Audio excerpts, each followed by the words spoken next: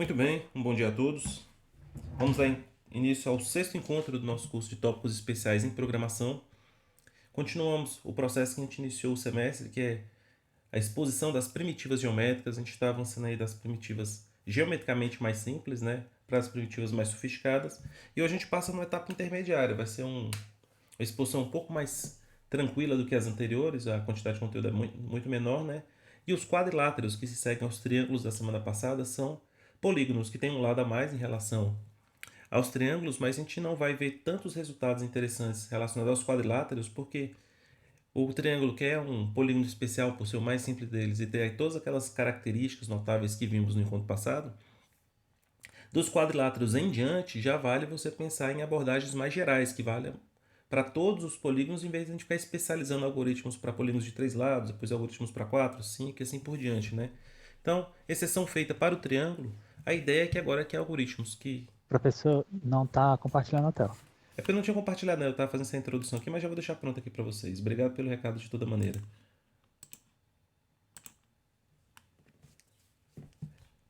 Acho que aqui no chat alguém também estava me avisando. Exatamente, o Luiz também estava me avisando. Obrigado quem me avisou. Então, como eu falei, o triângulo tem uma série de resultados, de relações entre lados, ângulos, as diferentes classificações, os lugares geométricos que vimos aí na semana passada, mas o ideal agora é que dos quadriláteros em diante a gente use de estratégias universais que sirvam não somente para os quadriláteros, mas todos os polígonos. Então isso vai ser a abordagem que a gente vai seguir já na semana que vem, mas ainda assim eu vou dar uma passada rápida pelos quadriláteros, porque, embora, como eu falei, a gente vai tratar eles na maior parte das vezes com algoritmos universais aí, no sentido que funcionam para todos os polígonos, eu quero destacar principalmente a questão de nomenclatura, né? Tem quadriláteros que recebem nomes especiais. A gente viu que em problemas de competitiva, quando o problema é bem redigido, ele vai trazer também o conceito para que você possa acompanhar a exposição do problema. Então, às vezes você vai ver um problema falando sobre trapézio, sobre um romboide, um losango, alguma coisa, um ente geométrico que às vezes você não está lembrado 100% de que exatamente quais são as propriedades daquele ente.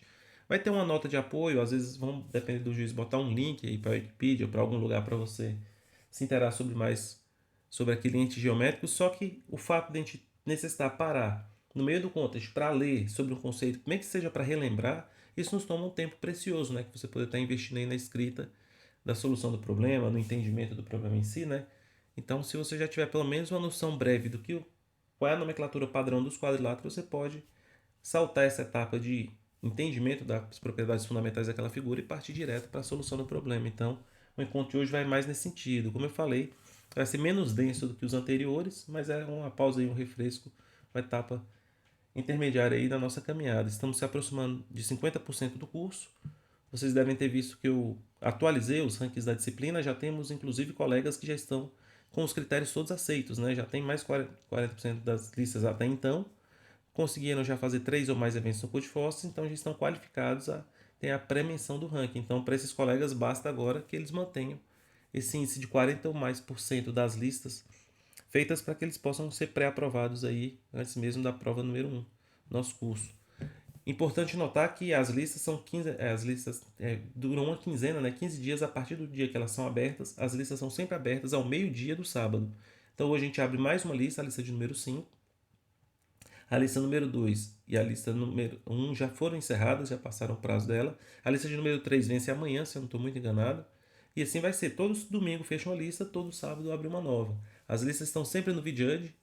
Você pode procurar no VidJudge por TEP, que você sempre vai encontrar aí material relacionado à nossa disciplina. E caso você tenha alguma dificuldade de localizar o link, vocês podem me pedir que periodicamente eu boto aí para algum colega aqui no Teams, alguém me pergunta, eu pego o link lá rapidamente e posto para vocês. Mas não deixem de fazer as listas.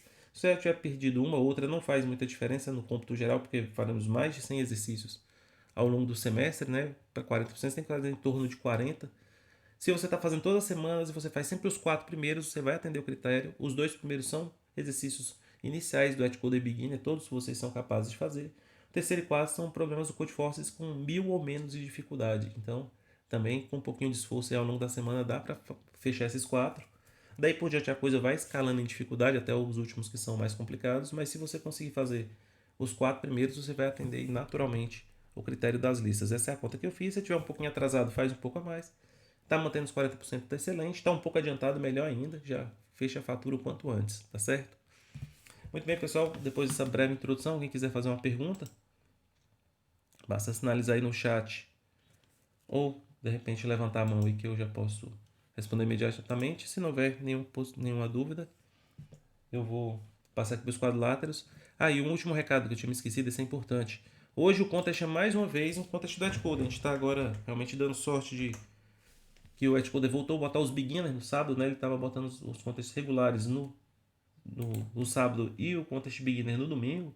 Então a gente tem aí já algumas semanas que está dando certo e é uma previsão aí de a gente ter vários outros, né? Então, se tudo correr bem até o fim do semestre, a gente deve fazer contests oficiais, o que é ótimo, né? É chance de a gente praticar aí num contexto um pouco mais próximo do real, de uma competição, né? Afinal, temos não só nós, mas todos os competidores aí mundo afora, problemas originais, então é uma situação aí privilegiada que a gente está tendo de estar disciplinando do sábado para a gente poder fazer realmente um contest aí que tem todas essas características interessantes. Então botei o link aí para o Etcode de hoje no chat. Por favor, fazer o registro com uma certa antecedência. Eu não sei exatamente quando fecha, que eu sempre faço o registro aí com uma certa antecedência. Eu já me registrei ontem. Mas para que vocês não tenham susto, né? Que quando fecha o registro, você tem que aguardar aí 10, 5, 10, 15 minutos desde o início do contest para fazer o registro. Vocês acabam perdendo esse tempo aí. Então, façam um favor, quem não se registrou ainda, de já seguir o link aí, já deixar o registro pronto. Faça um registro ranqueado logo, principalmente quem não tem rank ainda, você só vai ganhar. A gente começa a perder quando você chega em um determinado ponto. Então eu já estou no ponto que eu já estou perdendo, mas porque eu já fiz muitos, mas a maior parte de vocês vai ganhar esse rating nesses primeiros contas. Então já pode fazer um registro ranqueado. Muito bem, vamos para os quadriláteros. A qualquer momento aí, alguém deseja participar, seja em relação aos recados, em relação ao conteúdo, listas, conteúdos anteriores, está sempre aberta aí a possibilidade da participação de vocês. Então a gente vai começar definindo o que vem ser um quadrilátero, uma definição bem rápida, bem tranquila. Em seguida vamos ver essas três famílias aí de quadriláteros, os retângulos, os trapézios e os paralelogramos, com as respectivas classificações aí e os cálculos de área e de perímetro. Muito bem, o que é um quadrilátero? A etimologia da palavra já nos dá aí uma boa pista do que vem a ser um quadrilátero. São figuras geométricas bidimensionais compostas por 4 vértices, 4 arestas que unem os pares de vértices consecutivos. E quando você faz e se pensa nos quadriláteros que não sejam degenerados, né, que sejam polígonos simples, depois a gente vai ver essa definição exata de polígono simples, eles definem internamente 4 ângulos. Né? O triângulo define internamente 3 ângulos, o quadrilátero aqui 4 ângulos. Né? É uma coisa da nossa nomenclatura geométrica que é um pouco estranha. Né? No caso do triângulo, a gente não chama ele de trilátero, né? Que são 3 lados, a gente chama ele de 3 ângulos, e o quadrilátero a gente vai para a etimologia da medição agora a partir dos lados, não mais do número de ângulos internos, embora uma coincidência aí numérica entre essas duas quantidades, né? Número de lados e número de ângulos internos. O que vai acontecer? Ao contrário do triângulo, os quadriláteros eu posso ter relações diferentes, né? Entre os lados opostos, essas coisas, todos os ângulos internos. Então a gente tem aí algumas classificações derivadas disso. O retângulo é a mais comum delas, a gente vai ver a definição exata de retângulo daqui a pouquinho. Mas além do retângulo tem aqueles que eu já citei, né? O paralelogramo, temos o quadrado, que não deixa de ser um retângulo, a gente vai também falar sobre isso, o losango e o trapézio, são os que a gente vai destacar daqui a pouco. Começando pelo retângulo, o que é um retângulo? Aí, de novo, a gente vai de novo na etimologia da palavra, é um ângulo reto, né? Então, é um quadrilátero cujos 4 ângulos internos são todos retos, são todos ângulos de 90 graus. Por isso que ele é um retângulo. Talvez vocês nunca tenham pensado nesse sentido, né? Eu estou insistindo na questão etimológica porque é um gatilho aí para ajudar a nossa memorização, né? Se você olhar a palavra já te dá uma pista, isso fortalece o processo de memorização. Então, retângulo, ângulo reto, ângulo de 90 graus. Então, quadrilátero, que os ângulos internos sejam todos iguais, e serão iguais naturalmente a 90 graus, porque a soma desses ângulos internos vai ser 360. Veja que a soma dos ângulos internos de um triângulo é 180, de um quadrilátero 360, e no próximo encontro a gente vai ver a relação aí para um polígono de n lados. Então, cada um dos seus ângulos internos tem 90 graus. E a consequência desses ângulos serem internamente todos iguais vai ser que os lados opostos vão ser todos paralelos. Então, esse par de lados paralelos, um par desses a gente chama de base, o outro par de lados paralelos a gente chama de altura. Né? Então, embora sejam 4 lados, a gente tem os lados correspondentes à base, porque eles têm mesma medida e são paralelos, e o outro par também são paralelos e têm mesma medida, a gente chama de altura. Muito bem. Isso nos permite categorizar aí o retângulo representar o triângulo em código C de duas maneiras diferentes. A primeira delas é simplesmente pegar essas duas métricas, né? O comprimento da sua base, o comprimento da sua altura, e considerar o retângulo isso apenas. Então, em termos de código C, fica muito simples, é uma estrutura com dois membros, a base B e a altura H. Aqui está parametrizado o tipo, mas essencialmente isso, né? Agora, a segunda maneira, que é uma maneira que talvez seja mais interessante, porque vai nos permitir usar uma gama maior de algoritmos, não algoritmos específicos para retângulo, é você representar ele por meio dos vértices, né? E como um retângulo precisa de 4 vértices, essa propriedade de ângulos internos iguais e lados paralelos faz com que eu não precise guardar os 4 vértices. Eu posso representar ele apenas por meio de 2. E quem seriam esses dois vértices?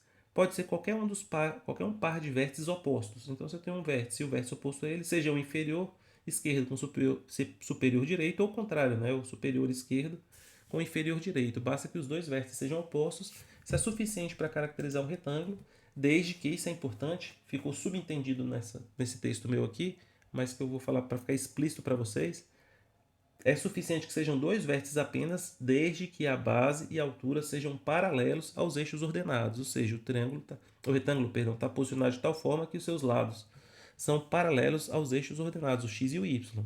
Se porventura seu retângulo foi rotacionado, aí usar dois vértices apenas não é mais o suficiente. Aí você vai ter que usar aí os 4, porque para deduzir os outros dois após uma rotação o negócio fica mais sofisticado, nem vale a pena. E como os algoritmos gerais para polígonos usam todos os vértices da representação, aí é o caso de você usar os 4. Então, mesmo que seja até paralelo, mas você pretende usar as rotinas para polígonos em geral, vale a pena você categorizar os 4 vértices. Teve uma questão do contexto, eu não lembro agora se foi na semana passada ou no anterior, que tinha, né, um retângulo rotacionado e queria saber os pontos que estavam internos desse retângulo. Então, como eu usei uma rotina para identificar, que era baseada justamente naquele discriminante que a gente viu das retas de orientação, para mim foi melhor ter representado o retângulo por meio de 4 e não de dois vértices apenas. Então, dois vértices economiza memória. Quando é paralelo, a gente vai fazer contas mais simples e vale a pena de você usar. Agora, se você vai usar uma estratégia mais geral, melhor botar os 4 mesmo que sejam paralelos. Quando a gente vai fazer essa representação de dois vértices apenas, na matemática a convenção é usar o inferior esquerdo e o superior direito. Você vai achar isso na maior parte dos textos do material de referência. Agora, na computação gráfica, a representação geralmente usa o par oposto, né? Você usa o superior esquerdo e o inferior direito. Porque no sistema de coordenadas da tela, em geral, esse vértice que está aqui na ponta, pessoal, o superior esquerdo é que recebe as coordenadas 0, 0. Então, minha tela tendo w pontos de largura e h pontos de altura, então esse aqui seria o 0, 0, e esse aqui seria o w, bem aqui no cantinho, o w menos 1, h menos 1. E na matemática o 0, 0 ficaria aqui, ó. O 0, 0 ficaria aqui e o W1 e H1 bem aqui. Então é estranho, né? Esse negócio da computação gráfica vai em sentido contrário. Isso tem vários motivos, um deles era até físico mesmo, no sentido de que o canhão que gerava a tela dos monitores de canhão, né? O scan do canhão começava nesse ponto e ia fazendo a varredura nesse sentido, ia fazendo zigue-zague aqui até chegar ao fim da tela, depois ele reiniciava o processo aqui. Então ele faz esse movimento descendente em vez de ascendente, por isso que o sistema de coordenadas partia lá do topo. Mas os dois são equivalentes, é só você prestar atenção em qual dos dois você está usando. Eu já destaquei as vantagens de usar a representação baseada em vértices. Primeiro porque se você tem esse par de vértices opostos, você calcula rapidamente a base e a altura. Então você já tem as mesmas informações que você teria na outra representação. E também melhora a implementação de certos algoritmos. Então imagine que eu tenho aqui um retângulo que tem o par de vértices e eu já vou guardar também a base e a altura, porque eu consigo deduzi-las imediatamente aqui na hora do processo de construção. A base vai ser a diferença entre a maior coordenada x entre os dois e a menor entre os dois. Quando usa essa estratégia aqui, é uma maneira de fazer. Outra maneira de fazer é você simplesmente fazer a diferença aí entre as coordenadas px e qx e pegar o valor absoluto. Seria uma maneira equivalente de fazer a mesma coisa. E aqui você recebe os pontos, deduz a base e a altura. E caso você queira, você pode também fazer, já que eu guardo tudo mesmo, se alguém deseja inicializar esse retângulo por meio da base e da altura, o que eu faço? Começo um ponto na posição 0, 0 e começo o outro ponto na posição base e altura. Se você fizer aqui essa mesma conta, vai dar os mesmos valores de base e altura e você consegue, já que ele está interessado só nas métricas e não na posição geográfica que ele ocupa, né, qual a posição espacial que ele está, então que seja aqui um vértice fique na origem e outro vértice na posição base e altura. Como é que a gente faz para computar o perímetro e a área de um retângulo? Isso aí todos vocês sabem, são fórmulas que a gente traz de segundo grau, muito tranquilo, né? O perímetro é o dobro da soma das dimensões, porque a base, lembra, é a medida de um dos lados opostos, então o lado que é oposto à base tem a mesma medida, então tem que somar duas vezes a base, a mesma coisa vale para a altura. E a área é o produto dessas dimensões, né? É o mais fácil dos geométricos para a gente entender o conceito de área, né? Se eu dividir a base em b quadrados de mesmo tamanho, né? Passar paralelas ali nas medidas de 1 em 1 e fazer o mesmo processo na altura, eu vou ter um reticulado e a quantidade de quadrados, um por um, que estão dentro do retângulo, é exatamente a área. Se você pensar que você tem o piso do cômodo que você está agora assistindo aí o nosso encontro, imagine que as cerâmicas fossem, né? Que tivesse no chão aí da sua residência, fosse cerâmica de 1 metro por 1 metro. Então, se você contasse exatamente quantas peças foram necessárias para cobrir esse cômodo, aí vai ser a área dele em metros quadrados. Então, se você tem uma situação atípica que o cômodo tem exatamente medidas inteiras, então a quantidade de cerâmicas alinhadas direitinho com a parede vai dar uma contagem inteira. Se for o caso, como é o caso que eu estou aqui, que você tem nos cantos ali cerâmicas já fracionadas, aí eu teria que somar essas frações aí todas, minha área não seria um número inteiro. Então, o conceito de área é muito mais fácil de visualizar no retângulo. E entendendo a área do retângulo, você entende que a área do triângulo é base sobre a altura dividido por 2, que é parecido com essa fórmula, né? Base vezes altura. Porque se você tem um triângulo retângulo, aí no triângulo retângulo os catetos são base e altura, e um triângulo retângulo pode ser justamente a metade de um retângulo. Então, se você pega um triângulo retângulo, você espelha ele no sentido oposto, você pega ele, espelha e junta as hipotenusas, adequadamente você forma um retângulo. Então, a área do triângulo é a metade da área do triângulo, é a metade da área do retângulo. Então, a implementação desses métodos é trivial. A gente, na prática, nem faz um método só para isso, né? Porque é uma linha de código tão fácil de fazer, né? Mas a gente está montando uma classe retângulo aí, não custa botar aí um método para o perímetro e um método para a área. E o que é o quadrado? O quadrado, além de ter ângulos internos iguais, o quadrado tem lados iguais. Então ele é um quadrilátero muito especial nesse sentido. Ele é um retângulo porque os ângulos internos de um quadrado são ângulos retos. Mas além disso, os lados, que no caso do retângulo são 2 a 2 iguais, as bases são iguais, as alturas são iguais. Só que no caso do retângulo, base coincide com a altura, então essa é a diferença. Então, você não precisa fazer uma classe para quadrado, a menos que você está fazendo uma API bem geral, que você vai dar bastante liberdade para o seu usuário, e você quiser fazer uma classe para um quadrado, você teria a vantagem de fazer isso porque para representar um quadrado baseado só na medida do lado, você precisa só de uma variável, não de duas, como no caso do retângulo. Mas a princípio, no caso aqui de maratona, você já está com a classe de retângulo pronta, você pode usar ela para quadrado, porque o quadrado não deixa de ser um retângulo. Então as fórmulas continuam valendo e tudo. Você só tem na hora do construtor tomar cuidado de passar as medidas iguais, né? Mas como eu falei, você quer economizar memória, um contexto diferente, é uma API que você está desenvolvendo, aí você faz uma classe para o quadrado, onde essa quadra vai ter um só membro, né? E aqui, rapidinho, não tem nada a ver com maratona, mas é bom destacar para o pessoal aí da orientação a objeto, porque isso é um exemplo, o tipo de livros de orientação de objeto, né? Você tem a forma, sempre tem a classe shape, aí da shape você deriva o quadrado, você deriva o círculo, deriva aí vários entes geométricos, e é muito comum um exemplo de herança onde você tem, porque eles falam para você usar a relação E1, né? Um quadrado é um retângulo, então para me implementar o quadrado eu teria que fazer um processo de herança da classe retângulo para gerar classe quadrada. Você pode fazer isso conceitualmente, está correto, só que em termos mesmo práticos de codificação, você não está tendo benefício nenhum com isso, porque a partir do momento que um quadrado é um retângulo, você por meio de herança, o retângulo tendo dois membros, base e altura, se você herda e faz o quadrado e faz com que o quadrado tenha um lado, um único membro que seria o lado, os outros dois membros do retângulo vinham por herança de todo jeito. Então, em vez de você gastar uma variável, você passa a gastar três, duas que você não vai usar e uma extra que você introduziu. Se você vai manter as duas originais, o único benefício que você tem de fazer essa herança seria semântico, no sentido que você daria um nome quadrado para a classe em vez de retângulo. Então, é realmente uma situação complicada porque, embora conceitualmente o quadrado seja um retângulo, uma representação mais eficiente do quadrado dispensaria essa herança, né? No sentido para você economizar a memória, né? E outra maneira que você pode fazer, em vez de fazer por herança, é fazer por composição, né? Mas aí você vai ter o mesmo problema de gasto de memória.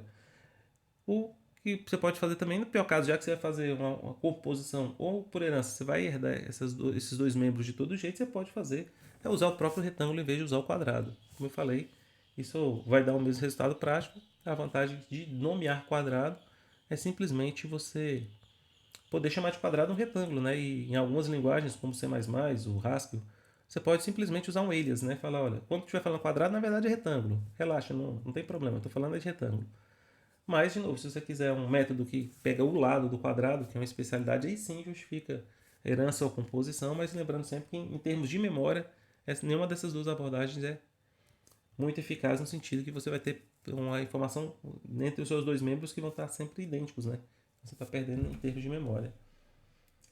Mas tem, claro, tem outros motivos. Você quer fazer uma coisa que vai. Você precisa de uma interface comum, então você não tem para onde correr, né? Você precisa que um quadrado seja utilizável em qualquer um método que aceite um retângulo, né? Então linguagens como o Java e o C++ que fica amarrado com essa questão de interface, você não tem para onde correr. Já eu acho que nem o Python que vai para o duck typing, né? Onde é que você não tem necessariamente ter uma interface comum, você só precisa ter os métodos apropriados, aí é o caso de você escrever um quadrado que não tem relação nenhuma com o retângulo, economizando essa memória e se comportando adequadamente onde ele deveria se comportar. Muito bem, fugindo da orientação objeto aqui, mas porque tem muita gente que gosta de O aí, e aqui surgiu a oportunidade de discutir isso. Voltemos para a questão dos retângulos. Talvez o algoritmo mais comum que vocês devem usar em problemas envolvendo retângulos aí em geometria computacional é a questão da interseção entre dois retângulos. E tem, inclusive eu boto aí no material de referência dentro de um livro de geometria que tem uma seção excelente sobre interseções entre entes geométricos, né? E ele classifica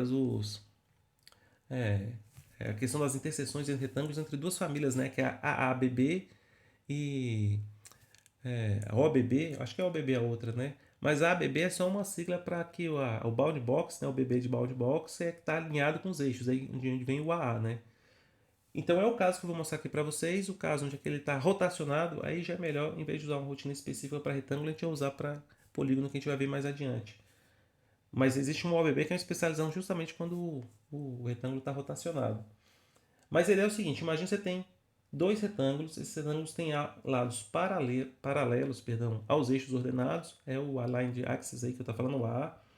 Então, como é que eu determino essa interseção? Aí o algoritmo fica super eficiente, muito tranquilo de codificar, muito tranquilo de entender.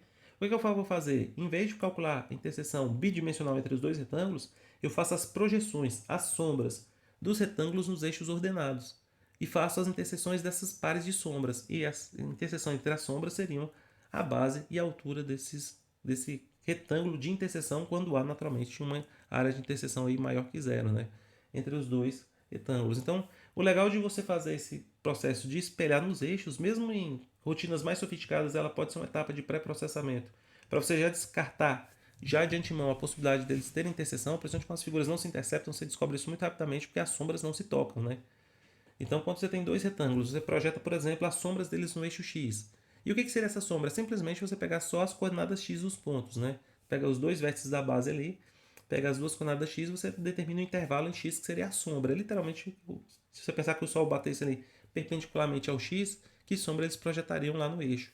Se essas sombras não se tocam, os retângulos não se tocam, então imediatamente você pode abortar.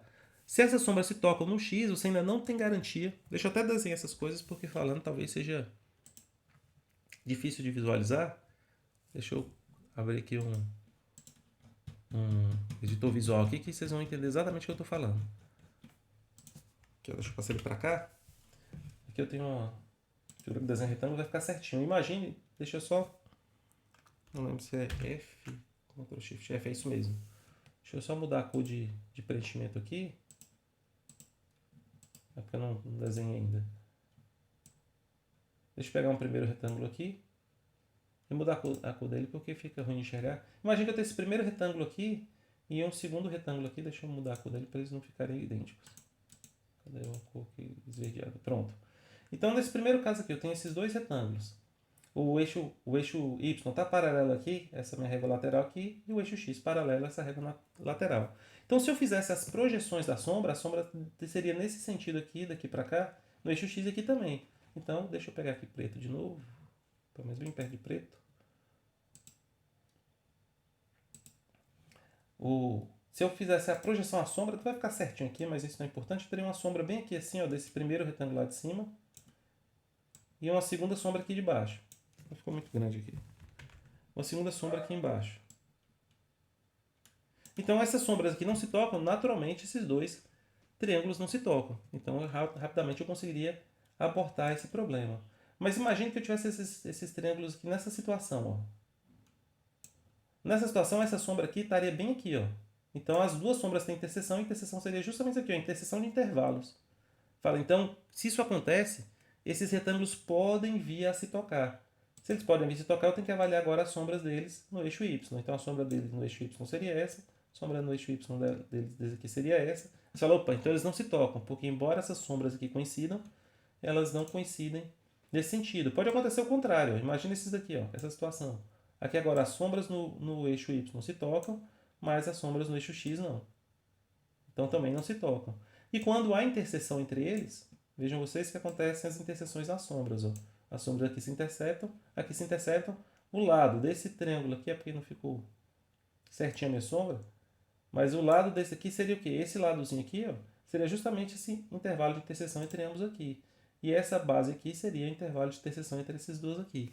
Então essa é a ideia que eu estou querendo destacar aqui entre eles. Então, falando em dois retângulos, pode ser que a interseção seja vazia, não há interseção, a gente viu ali vários casos. Essa interseção pode ser um segmento de reta. O segmento de reta seria esse caso aqui que eu não destaquei para vocês. Ó. Imagina que eles estão colados aqui, nesse sentido. Então, eles se interceptam numa reta. Então, aqui, lá estaria se tocando, plenamente, inclusive, né? Teria uma coisa mais ou menos assim. Só que eles só se interceptariam num único ponto, né? É uma reta ou uma área, né? Então, como é que eu faço para diferenciar os três casos? Não há interseção, segmento e retângulo. Não há interseção, não se tocam lá os intervalos se tocando, eu determino os dois intervalos de contato, e se a área for zero é porque é só uma reta. Se for uma área diferente de zero, é esse caso aqui que está destacado, essa linha azul aí vai ser o resultado da interseção. Então, o que vai acontecer? Está vendo aqui ó, a questão que eu falei para vocês de mudar o nome só para melhorar a leitura e a semântica, mas é uma estrutura básica elementar? Eu vou chamar um intervalo de um par de elementos do mesmo tipo aqui, tá certo? Então, nesse código aqui, intervalo é isso, é um par de elementos. Então, o intervalo i, que vai estar no eixo x, eu pego, para que o intervalo fique na ordem matematicamente correta, né? O primeiro elemento do intervalo seja o menor e o segundo o maior, eu uso as funções mínimo e max para pegar o menor das coordenadas x entre os retângulos aqui, os pontos, tá vendo? O ponto P, cada um retângulo desse aqui, o P e o Q são os pontos que definem o retângulo do DIS, né? Que é o que esse método aqui tem o retângulo da instância e o retângulo que é parâmetro. Então, o intervalo i é o intervalo que faz no eixo x o retângulo que é o DIS. E o u é o intervalo em x do intervalo do retângulo r que é passado como parâmetro. Para saber a interseção entre eles, isso é bem tranquilo de fazer. Deixa eu voltar aqui para a figura. Para pegar a interseção aqui entre esses... Imagina que esse é o intervalo i, esse é o intervalo u. Então, aqui tem as coordenadas a e b do i, c e d do u, né? Então, para saber esse intervalozinho aqui de interseção, o que eu tenho que fazer? Dentre os dois que estão na esquerda, eu quero o maior, que é esse daqui, tá vendo? Entre os pontos que ficam à esquerda, eu quero o maior, e entre os pontos que estão na direita, eu quero o menor. É exatamente o que eu codifiquei aqui, ó. O A é o maior entre os que estão à esquerda, o first aqui do pé, e o B é o menor entre os dois. Se o B é menor que A, significa que o intervalo é degenerado, e nesse método aqui, para indicar que não há interseção, eu estou retornando um retângulo aqui no ponto com coordenadas negativas. Você pode lançar aí uma exceção, fazer um tratamento de erro diferente, aqui é só para ficar o mais simples possível, não há interseção. Agora, o que eu vou fazer? Se deu certo, o primeiro intervalo aqui, acho que eu cortei aqui, cortei na linha 19, sumiu, pessoal, perdão. A linha 19, eu estou redefinindo o i e u agora para os intervalos em y. Agora eu pego o c e d, faço o mesmo processo. Novamente, pode ser que não tenha interseção. Se passou o AB, C e D ali, e eles são menores, um é menor ou igual que o outro, então eu posso montar um retângulo que o ponto parte do AC e termina no BD, e é o retângulo que eu retorno. Tem que lembrar de botar a linha 19 aqui, que redefine o intervalo I, ficou faltando. Então essa é a lógica do que eu acabei de fazer ali, é um tipo de recurso que vocês podem precisar usar aí, que computa imediatamente aí a interseção em retângulos quando há. E o que é um trapézio? Um trapézio é um quadrilátero que tem apenas um par de lados paralelos. Se você pensar que para você ser trapézio basta ter um par de lados paralelos, o retângulo não deixaria de ser um trapézio, né? Porque ele tem dois pares de lados paralelos, mas um par de lados paralelos apenas, você pode chamar de trapézio, né? Geralmente trapézio não está falando nesse caso, embora quadrado e retângulo sejam trapézios também. Bem, eu tenho um par de lados paralelos e o outro. Se os lados não paralelos não são iguais, aí eu vou dizer... Perdão, se os lados não paralelos são iguais, aí esse trapézio é um trapézio isósceles, tá certo? Os lados paralelos vão recebeu o nome de base maior e base menor. De novo, quando a base maior é igual a base menor, você tem fatalmente o caso do retângulo, né? Mas no caso que não é, a gente tem essa generalização aí. E a distância entre os lados paralelos é a base. Então, veja que eu vou ter dois lados que completam o meu paralelograma aí, meu quadrilátero, que não são necessariamente iguais à altura. Pode ser que um deles coincida, mas não é necessariamente igual. Então, se você quiser, só em termos de medida, caracterizar um trapézio, pode guardar isso, né? Base maior, base menor, tá aqui, ó, base maior, a base menor em cima. A altura é a distância entre elas. Veja que essa altura não é esse lado aqui, nem esse lado. Esse lado aqui é muito mais extenso do que esse, então esse aqui não é um trapézio isósceles. Se esse outro lado fosse exatamente igual para cá, eu teria um trapézio isósceles. A área do trapézio vai ser a metade do produto da soma das bases mais a altura. Se você quiser pensar, o que você pode fazer é destacar o seguinte: se eu pegar esse triângulo aqui, cortar, reemendar um pedaço dele para cá, pega esse outro pedaço, recorto, inverto e boto aqui, eu vou ter um retângulo. O retângulo que teria como altura a base menor aqui, tá vendo? A base maior toda, a base menor, a base aqui completaria desses dois lados o pedaço e a altura. Por isso que eu somo as bases e divido a altura e divido por 2, porque eu precisei completar a figura para dar um triângulo com essas medidas, um retângulo com essas medidas, perdão. Essa que é a ideia. Agora, o que vai acontecer? A partir dessas medidas, base maior, base menor e altura, não dá para deduzir o perímetro diretamente, porque a partir dessas três informações eu não consigo deduzir exatamente essas outras duas sem ter ciência de um ângulo interno. Ora, vejam vocês que se eu deslizasse essa base menor para cá, então se eu escorregasse ela um pouquinho aqui para a direita, o valor da base menor não mudaria. Imagine que está colado aqui mesmo. Eu nem ia desfazer o trapézio, né? Ele vinha se deslizando. Se a base aqui fosse móvel, tivesse sobre um trilho móvel, a base menor não mudaria de tamanho, nem a maior, nem a altura. Mas os lados aqui que sobraram mudaria de tamanho e naturalmente mudaria o perímetro, né? Então não dá para deduzir o perímetro diretamente a partir só dessas três. Então, se você não conhecer, você tem que usar o Teorema de Pitágoras para deduzir as que estão faltando, e para usar ali o Teorema de Pitágoras você vai ter que ter algum tipo de informação ali sobre os ângulos internos, né? Então aí tem uma representação do trapézio. E o que é um paralelogramo? O paralelogramo ele parece muito com um retângulo, mas a gente não pode confundir. Um paralelogramo ele exige apenas o paralelismo entre os lados opostos. Você fala, mas no retângulo não acontece isso? Acontece. Só que como o retângulo tem também ângulos internos iguais, ele garante aquele formato que a gente está acostumado. Mas um paralelogramo ele tem lados 2 a 2 paralelos que não necessariamente têm ângulos internos iguais. Então, além do retângulo e do quadrado, que a gente já viu que são paralelogramos, a gente tem o losango. O losango ele vai dar uma boa ideia para a gente, no caso, uma figura que não tem ângulos internos iguais. Então, no caso do losango, ele é um paralelogramo também, e os lados opostos são iguais. Só que os ângulos internos, como eu falei, não são necessariamente iguais. Para caracterizar um paralelogramo, eu posso ir pelos caminhos que eu já citei para o retângulo, pelos vértices da figura ou pelas medidas dos lados adjacentes e um dos seus ângulos internos, porque se eu souber isso tudo, os dois lados adjacentes e um ângulo interno, aí eu consigo deduzir o restante. Veja que esse exemplo interessante aqui de paralelogramo. Então tem aqui, ó, lados opostos paralelos. Então esses lados aqui têm a mesma medida. Esse aqui é um exemplo de paralelogramo. E aqui tem um outro exemplo interessante do losango, onde é que eu posso usar medidas diferentes, né? Que você tem uma diagonal maior e uma diagonal menor. Aí depende naturalmente como você desenhou a figura para saber qual é a maior das duas diagonais, né? Mas a gente acaba chamando um de D minúsculo e outro de D maiúsculo, independente da medida exata, né? Então, o perímetro do paralelogramo é o dobro das medidas dos lados adjacentes, aí a gente já sabe lá do retângulo, e a área do paralelogramo é o produto da base vezes a altura. Só que para calcular a base e a altura aqui, de novo, se eu escolho o lado A como base, a altura teria que ligar, seria aqui essa hipotenusa desse triângulo. Se eu escolho o B como base, eu teria que fazer a mesma coisa no outro sentido, né? Então, para deduzir a altura a partir de uma das bases, dá um pouquinho de trabalho. Só que no caso do losango, se você souber a medida das diagonais, aí você pode calcular a área pela metade do produto das diagonais. Isso é bem interessante, é uma maneira alternativa de calcular a área no caso de losangos. Então, o que eu preciso aqui memorizar? Não necessariamente memorizar, né? Mas compreender para que você tenha facilidade para lidar depois com esses quadriláteros. Tem 4 lados, é um quadrilátero. O que eu vou olhar agora? A relação dos lados opostos. Eu tenho lados opostos paralelos, eu tenho um paralelogramo. Dentro dos paralelogramos eu tenho também um retângulo, que além de lados paralelos eu tenho ângulos internos iguais. Então isso vai fazer que os lados sejam 2 a 2 paralelos. Às vezes eu posso ter um par de lados paralelos, que é o caso do trapézio, eu posso ter ambos, que é o caso do paralelogramo. Se os ângulos internos são iguais, é retângulo, e se os lados são iguais, eu tenho um quadrado.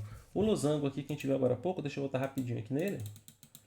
O losango, ele tem lados opostos iguais, ele é paralelogramo, os lados opostos são iguais. Então os quadrados são losangos? São, só que eu tenho garantido os ângulos internos iguais também. No caso do losango, os lados opostos são iguais, mas não necessariamente com ângulos internos iguais, tá certo? Então aqui eu tenho os 4 lados iguais no losango, mas os ângulos internos. Você pode pensar num quadrado, né? Você pega o quadrado e achata ele, aí vira um losango. O quadrado é um losango, né? Mas se tiver um losango diferente de quadrado, você faz isso. Se você espremesse ali, você manteria as medidas, mas os ângulos internos modificariam-se, né? Então, vê que a categorização dos quadriláteros está ligada, primeiro, com o paralelismo dos lados opostos. Então, posso ter nenhum, aí não tem nenhum nome especial. Um par de lados opostos, eu tenho trapézios. 2 pares de lados opostos, paralelogramo. Legal. Uma vez que eu sei essa classificação por lados opostos, eu passo para a classificação medida, baseada na medida dos lados. Lados opostos são iguais, aí eu tenho aqui, no caso do paralelogramo, né? Os lados são todos iguais, aí é um losango. Se os ângulos internos forem iguais, é retângulo. Ângulos internos com lados iguais, quadrado. Tá certo? Então, realmente, tem bastante interseção nessas definições aí, né? O quadrado atende praticamente todas, né? Lados opostos iguais, lados todos iguais, ângulos internos iguais. Mas aí, à medida que você vai frouxando uma ou outra dessas, você vai dando esses nomes diferentes.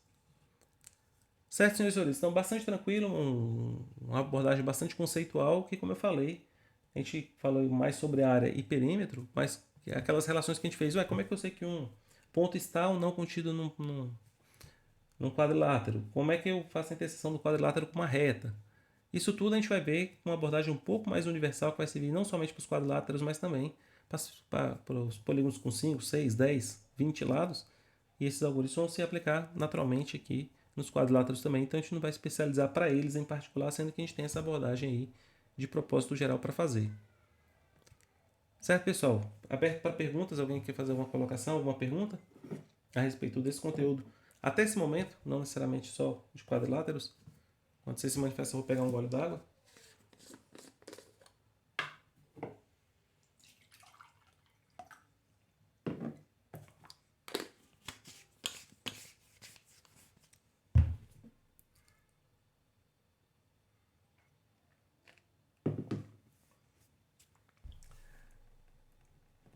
Muito bem, pessoal. Para finalizar então o nosso conteúdo de hoje, um último recado rápido, que na verdade não é nem um recado, né? Mais uma reflexão que eu gostaria que vocês estivessem fazendo aí periodicamente, e quem puder me dar esse retorno.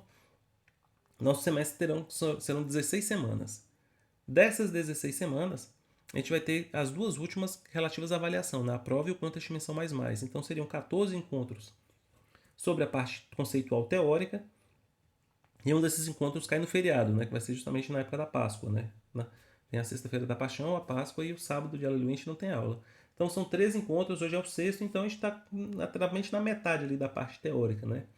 Essa primeira parte, um pouquinho além da metade, a gente vai para o entendimento das primitivas geométricas. E na parte final do curso a gente vai para algoritmos de propósito geral, que vão servir em outra, é uma estratégia como o Sweepline, que funciona em uma abordagem muito interessante para problemas geométricos, os problemas de convex hull, né, que a gente delimita polígonos que cercam pontos de forma ótima, vamos falar tudo sobre isso. Então a parte final fica um pouquinho mais sofisticada, mas essa parte inicial tem muito de conceito que é oriundo do segundo grau. Então eu imagino que conceitualmente todo mundo deve estar mais ou menos no mesmo pé me acompanhando aqui, né? Tem pouca novidade em relação ao segundo grau. Talvez só a questão de orientação de retas vocês não devem ter estudado aí no ensino médio e fundamental.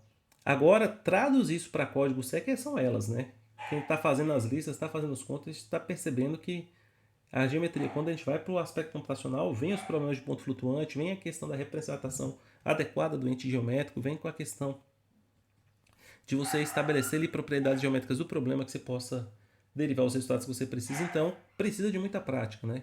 Mas isso dito, eu acho que no cômputo geral das coisas, como a parte teórica está mais familiar a gente, seja um semestre mais apropriado para os iniciantes, né? Mas Isso é uma percepção minha que às vezes se confirma ou não, e eu preciso aí que o pessoal, principalmente quem está começando, me possa me dar um retorno aí, se está dando para acompanhar pelo menos a parte conceitual. Eu sei que a parte, como eu falei, dos contextos em si tem a dificuldade normal. Vocês estão vendo aí que o contexto nem eu estou fechando e nem os alunos mais experientes, porque os contextos têm uma gradação de dificuldade, do problema mais fácil que é o A, até os problemas bem sofisticados que são o último, né? Então a gente vai ficar sempre em algum ponto aí na escala, alguns mais para frente, outros mais para trás, mas isso aí é indiferente à questão de experiência.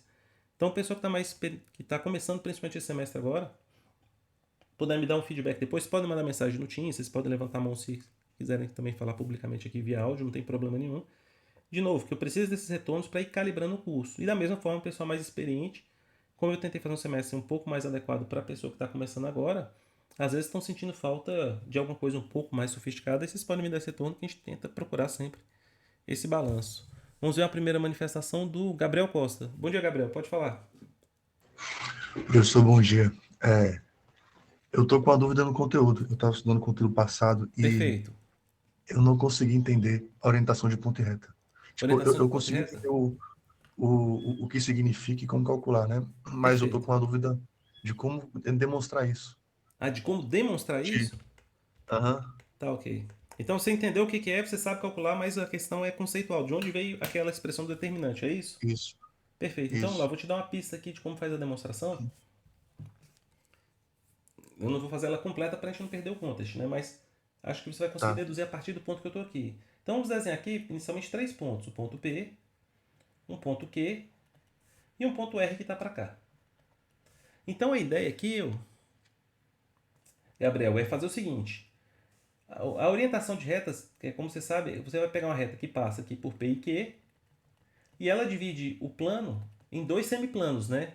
E eu posso pensar o seguinte: se eu estou aqui caminhando, eu sou um ser humano, eu estou aqui na estrada que liga P a Q. Se eu caminhar nesse sentido aqui, quando eu estiver caminhando aqui nesse sentido, imagina que eu estou caminhando sobre essa reta, se eu procurar visualmente pelo ponto P, eu tenho que virar minha cabeça para a esquerda. Então eu vou chamar esse semiplano aqui de semiplano da esquerda e o que está para cá é o semiplano da direita, tá certo?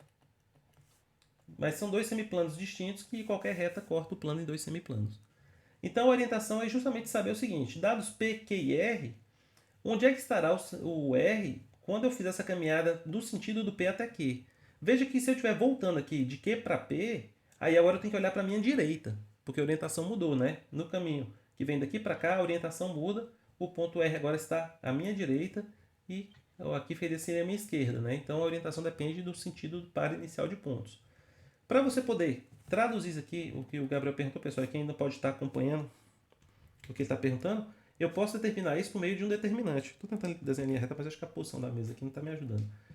Eu posso pegar as coordenadas do ponto P, completar com 1, as coordenadas do ponto Q, completar com 1, coordenadas do ponto R, completar com 1, e calcular o determinante dessa matriz. Eu quero o determinante dessa matriz. Se o determinante for maior que o determinante for maior que zero, eu estou no semiplano da esquerda. Se o determinante for menor que zero, eu estou na direita. E se ele for exatamente igual a zero, aí eu estou sobre a reta. É o caso que o R estaria, por exemplo, aqui, ó, sobre a reta. E a pergunta do colega é muito boa, é por que esse determinante? De onde é que surgiu esse danado desse determinante? A conta é a seguinte, Gabriel. Você vai fazer primeiro, estabelecer um vetor U, que é o vetor que partindo de P chega em Q, tá certo? Nesse sentido, partindo de P até Q, as coordenadas do vetor U, então, serão QX menos PX, QY menos PY, correto? E agora vou fazer o correto. seguinte. Vou fazer esse vetor aqui, ó, que parte de Q para R. Então é como se fosse aquela questão de soma de vetores, né? A soma vetorial da PR, mas aqui eu quero de P para Q, Q para R. Então, o partindo de V. Então você vai ter que vai ser Rx menos Qx, Ry menos Ry. Então o que vai acontecer? Pela álgebra linear, eu tenho esse vetor é exatamente equivalente a esse vetor aqui, tá certo? Então eu quero determinar esse ângulo alfa, que está entre esses dois vetores. Então quando eu viro, estou indo nesse caminho, e quando eu vou indo para cá, eu viro para a direita, esse ângulo alfa aqui tem que ser positivo. Se eu vir para cá e virar para a esquerda, aí o ângulo beta aqui seria negativo, tá certo? Então o problema todo é computar esse ângulo. Para calcular esse ângulo, a lei dos cossenos me diz que é o seguinte: o produto escalar entre U e V será igual a norma, o tamanho do vetor V, o tamanho do vetor U, tamanho de V e cosseno de alfa, tá certo? Que é o ângulo. Ali eu vou chamar tudo de alfa para não confundir. Agora, saber se o alfa é positivo ou negativo. Nessa expressão aqui, ó, que a gente tem que observar que independente do ângulo exatamente qual é, o Gabriel, eu sei que isso aqui é norma, é tamanho. Então isso aqui é maior ou igual que zero. Norma ou tamanho, maior ou igual que zero. Então, o sinal do cosseno vai ser dado pelo sinal do produto interno. Então, o que eu tenho que avaliar é o produto interno entre esses dois vetores. Esse produto interno aí seria Qx menos Py, que multiplica Rx menos Qx, perdão, é Qx menos Px, que eu escrevi errado, é Px. Esse primeiro produto mais o segundo produto, que seria Qy menos Py, multiplicado por Ry menos Qy. Se você expandir esse produto aqui, Gabriel, vão aparecer 8 termos, né? Porque na distributiva aparece 4 termos aqui, na distributiva aparece 4 termos aí, só que tem termos aí que vão se cancelar. Então, nos termos que vão gerar o cancelamento, você cancela, sobram 6 termos. Os 6 termos que sobram são 3 positivos e 3 negativos, que são os 3 termos positivos e negativos desse determinante. Então, esse determinante nada mais é que uma reescrita dessa expressão aqui, ó, mais fácil de memorizar. Tranquilo, Gabriel? Ficou bem justificado? Ficou sim, deu uma ideia agora de como é que Entendeu? é. Então, essa relação do sinal determinante nada mais é que é o sinal desse ângulo. E o sinal desse ângulo vem porque nessa fórmula aqui, esses dois termos não contribuem para o sinal, porque são positivos ou zero. Se não forem vetores degenerados, são positivos, então o sinal não vem daqui. Então, o sinal do ângulo do cosseno vem justamente do produto escalar. O produto escalar expande aqui, vai haver 2 cancelamentos. A ordem que vai aparecer aqui no determinante e quais termos vão se cancelar vai depender se você vai fazer esse vetor daqui para cá ou se você vai fazer o vetor daqui para lá. Aí vai mudar a linha do determinante, né? E muda o sinal. Aí você é da esquerda para a direita, da direita para a esquerda, por isso que nessa orientação de P para Q, R, aí o R estaria à esquerda, tá certo? Então, se você continuar fazendo essa conta e expandir, você vai chegar lá em cima. Tranquilo? Boa pergunta aí do Gabriel. Como eu falei, eu omiti algumas demonstrações, né? Para que não ficasse tão cansativa a exposição, mas quando você está entendendo, como o Gabriel já entendeu o que é, como usa, mas ainda não entendeu qual a relação profunda que tem, e vale a pena voltar a estudar a demonstração sim. Vocês podem me perguntar que, como agora eu tento fazer uma explicação aí, que se não for completa, pelo menos vá até o ponto suficiente para que vocês possam finalizar essas demonstrações aí. Certo, pessoal? Muito boa participação do Gabriel. Vou finalizar pedindo que vocês me mandem esse feedback aí, seja aqui durante a aula, na parte do Upsolve, no fim do nosso encontro, quem quiser fazer isso sem se expor, acha que não quer que os colegas saibam também da sua posição, não tem problema, me mande uma mensagem aqui no Teams, mas a gente vai tentando ajustar o curso. Reforço um pedido importante, eu peço sempre em relação à FGA, mas isso vale naturalmente para os alunos do campo Darcy Ribeiro também, né? Se você está entendendo a proposta do curso, você está vendo que isso traz um benefício para a sua formação, que é uma matéria que é complicada porque é tecnicamente exigente, mas tem os seus benefícios e você pode e acha que pode e deve nos representar aí nos eventos oficiais, na Olimpíada Brasileira de Informática, na Maratona de Programação da SBC, por favor, procure o coach da sua instituição. Eu sou coach aqui da Faculdade UNB Gama, o professor Guilherme Ramos e o professor Vinícius Borges cuidam aí das equipes do campus Darcy Ribeiro. Então procure esses professores, candidatos para fazer. A gente está no Gama finalizando o ciclo da nossa equipe que está nos representando aí nesse ano de 2021, né? A final brasileira vai acontecer agora no fim do mês de março, lá em Gramado. Mas agora para o ano 2022, para esse ciclo, eu estou sem equipes do Gama. Já no Darcy Ribeiro está realmente, graças a Deus, com muitas equipes, muitos alunos se esforçando, fazendo um excelente trabalho. E aqui no Gama a gente está deixando a dever porque está faltando pessoas que tenham essa coragem de pegar o bastão e seguir adiante, né? De representar a faculdade do Gama, de despender um pouco de tempo para se preparar para participar das competições. E todo o tempo que você investe nisso, pessoal, é para você mesmo, porque vai passar maratona, vai passar sua graduação e você vai levar os benefícios desse estudo, dessa disciplina, dessa postura de ir mais longe pro resto da sua vida. Então, a gente tem ex-maratonistas aí, eu vou ver se eu trago algum deles para conversar com vocês ainda esse semestre, e você vê onde é que esses caras estão chegando, o que eles estão fazendo, e é tudo fruto, dentre muitas coisas, dessa postura, né? Mais do que o conhecimento absoluto que eles detêm hoje, é ter essa postura de correr atrás, de ir um pouco mais longe, de sair da média, né? A gente tem uma série de palavras que tem o mesmo radical, né? Que é média, mediana e medíocre. E essas palavras, a mais forte das três, claro, é medíocre, né? Mas todas estão falando a mesma coisa, né? Que você, em termos de distribuição de probabilidade, você está próximo à média. Você não se destaca nem para a esquerda nem para a direita, né?